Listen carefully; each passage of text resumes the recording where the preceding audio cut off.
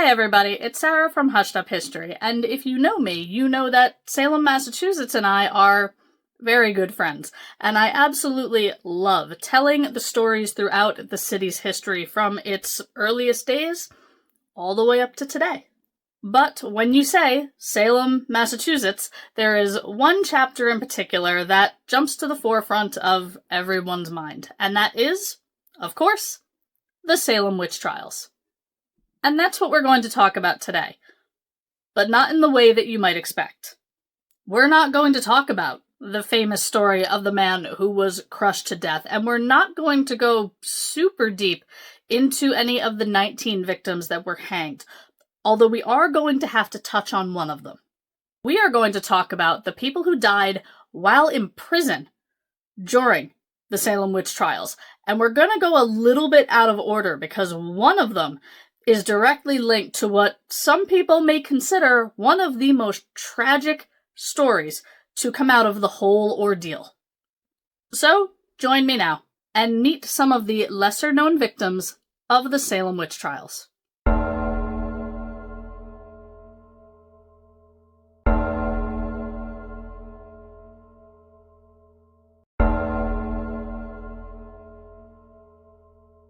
First, we have Sarah Osborne, and I say she's first for a reason. Sarah was born in 1643 in Watertown, Massachusetts, and from what we understand, the early part of her life was pretty good. When she got married to Robert Prince, she moved onto his 150-acre farm, and they had 2 children together. But things took a turn in Sarah's life when her husband died, and in the will it was stated that she would take over the farm under the conditions that it would be passed down to their young sons when they became of age. But things were not going to unfold that simply for Sarah Osborne. She needed help on this 150-acre farm. She was there by herself with her 2 young children, so she hired an indentured servant, a man named Alexander Osborne.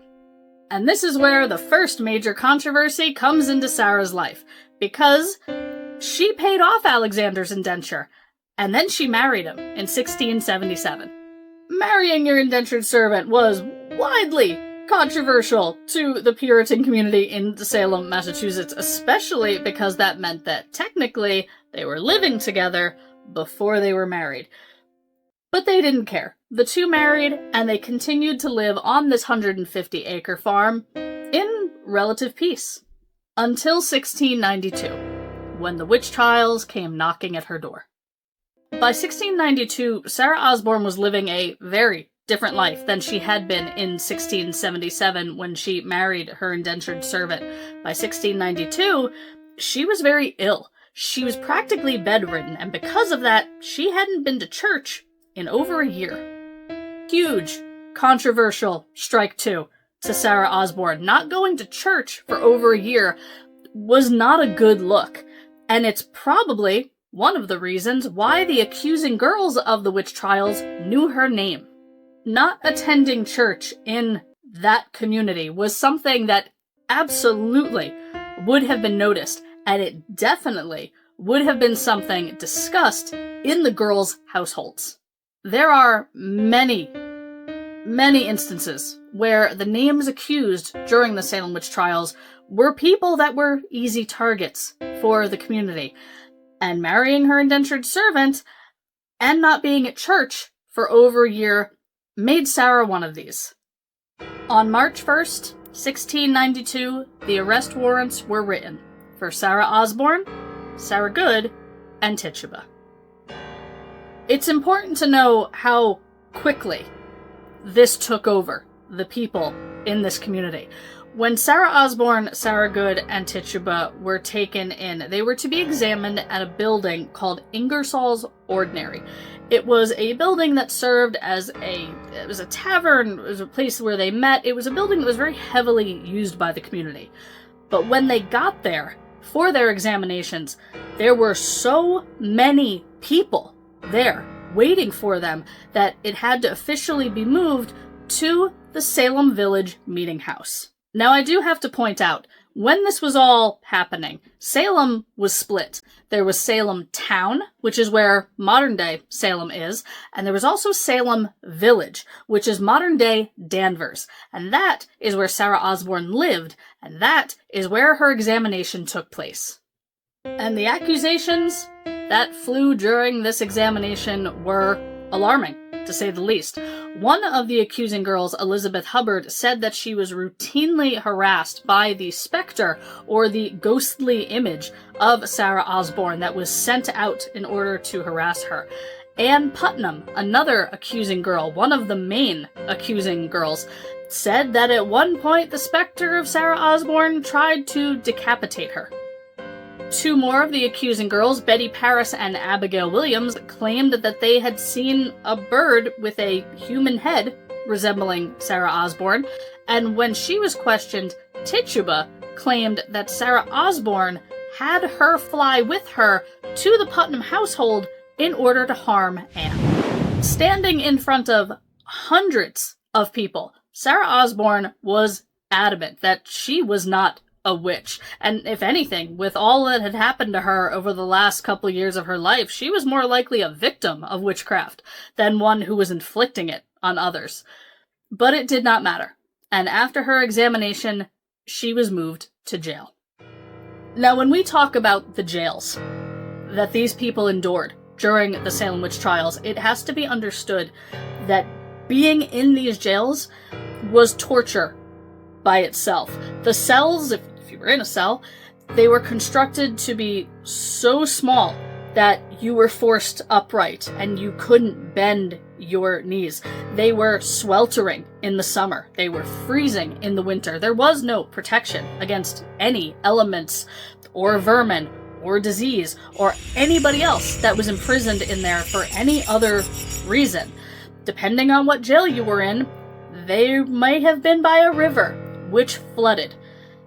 These were terrible places, and the conditions for anybody were absolutely inhumane. Oh, and if you wanted anything, a scrap of food, some water, some straw, to maybe try to make anything even remotely livable, you had to pay for it. You actually had to pay for being in jail. For every day that you were imprisoned in the Salem Witch Trials, you racked up a bill that had to be paid at some point or another. And it was in these conditions that Sarah Osborne, who was already ill, who was already bedridden before the ordeal started, she languished in these conditions for 9 weeks and 2 days before she died in jail. And that whole having to pay for being imprisoned, her family had to pay to have her body removed from the jail. It is unknown where Sarah Osborne was laid to rest, and now her name is forever tied to the tragic history of Salem, Massachusetts, being the first fatality of the Salem Witch Trials. The next soul to be discussed today is that of Roger Toothaker. Born in London in 1634, he moved to Massachusetts about a year later as an infant. Roger was a farmer from Billerica, Massachusetts, but at the time that the accusations started flying, he was living in Salem with his wife, Mary. And he did something else that made him one of the easy targets of the trials.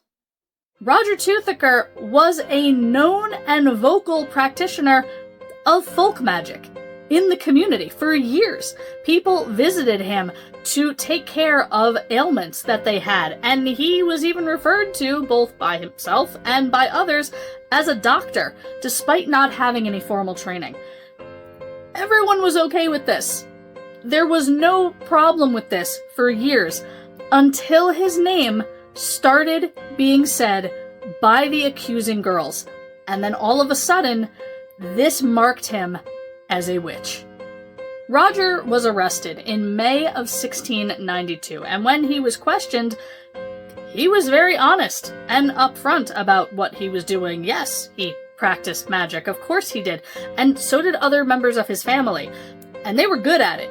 So good that he claimed that his daughter actually used counter magic to successfully kill a witch in the past. Unfortunately, we have very little information on Roger Toothaker's examination. What we do know is that he was imprisoned, and he died in jail on June 16th, 1692.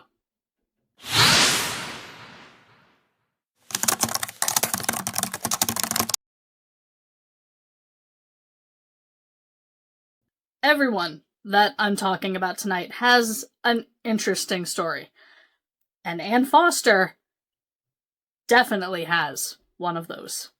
It's a common misconception that the Salem Witch Trials affected people that only were living in Salem. In reality, the people that were affected by these trials, people that were accused, etc., were located in multiple towns all over the region, and Anne Foster was living in Andover, Massachusetts at the time of her accusation. Anne was already 75 years old when Ann Putnam Jr., Elizabeth Hubbard, Mary Walcott, and Mary Warren all started claiming that her specter was tormenting them by choking them, biting them, and pinching them. Anne was examined on July 15th, 16th, 18th, and the 21st in 1692. And the reason that her examination may have taken so long was that she outright confessed, yeah, I'm a witch. I've been a witch for a very long time. I've been working with the devil for years. I have attended the ceremonies, I have watched the black masses take part, and oh, by the way, there are hundreds of us, and the goal is to turn this county into the devil's kingdom. She also said that two of the people that she had been working with were Martha Carrier and George Burroughs, who had already been arrested under the accusation of witchcraft. And Martha Carrier and George Burroughs, they are a whole wild story, all on their own. Now, Martha Carrier and George Burroughs were already imprisoned by the time that Anne Foster was put in jail, but she still had some concerns, because she stated that their specters were visiting her and claiming that they were going to kill her, that they were going to stab her, because she had spoken their names to the magistrates and told everybody about their plans. Anne was imprisoned in July of 1692, and she was still in prison in October of 1692 when the Court of Oyer and Terminer was dissolved. This was the court that was overseeing the witch trials. These were the people that were sentencing people to death. And when it dissolved in October, you would think that the people in jail would have been set free. But that was not the case, because just letting everyone go at that point would have been them admitting that they were wrong. They would have had to admit one way or another that they were wrong, that all of this madness that had gone on was completely unfounded, that they had people suffering in jail for no reason, and that they had murdered innocent people, and they were not going to do that. Instead, after the Court of Oyer and Terminer was dissolved in October of 1692, it was declared that a new system would be put in place beginning in January of 1693, and that everyone else in prison would now have to go through a different legal process to decide their fate. But Anne would never get to see this new legal process in January. She died in jail December 5th, 1692. Hi everybody, if you're enjoying this and want some more, here is your quick little reminder to like, share, and subscribe. It lets us know that you're having a good time, and you get a fresh batch of weird every week. Enjoy! And then, there's Lydia Dustin. Lydia Dustin was from Reading, Massachusetts, where she lived with her husband, who was one of the largest landowners in the town. She was 80 years old when she was arrested on May 2nd, 1692. But to anyone who was familiar with Lydia Dustin and her family, this may not have been a big surprise. There had been rumors for decades about Lydia Dustin being a witch, and after she was apprehended, there were a lot of people that said that if anybody was a witch, it was her. There was also an incident 10 years earlier where a drunken neighbor approached her daughter's house and started throwing rocks at it while yelling about, quote, "You old, crooked-backed witch. You, your mother, and all your company of witches." Lydia Dustin is one of the people that got one of these new trials after the Court of Oyer and Terminer was dissolved. Her trial took place on February 1st, 1693. And a lot of people had a lot to say. During the Salem Witch Trials, there were multiple upon multiple upon multiple accusations that these accused witches were visiting the accused girls in their spectral form to torment them, meaning that they were somehow sending out a ghostly image of themselves to pinch them, choke them, poke them, trying to get them to sign the devil's book in a form that only the girls could see. This was called spectral evidence, and when Lydia Dustin's trial took place, there were 30 people that came to her trial with stories and evidence that they believe pointed to her being a witch. But by February 1693, spectral evidence was not being considered valid, and all of these stories that people had about Lydia were spectral. Lydia had very little to say in her own defense during her trial, but because nothing could be proven, and because of the time frame that her trial was taking place, Lydia Dustin was found not guilty. She was ordered to be freed from prison after her bill was paid, and it was a bill that she could not afford. Because she could not pay this bill, Lydia was forced to stay in jail.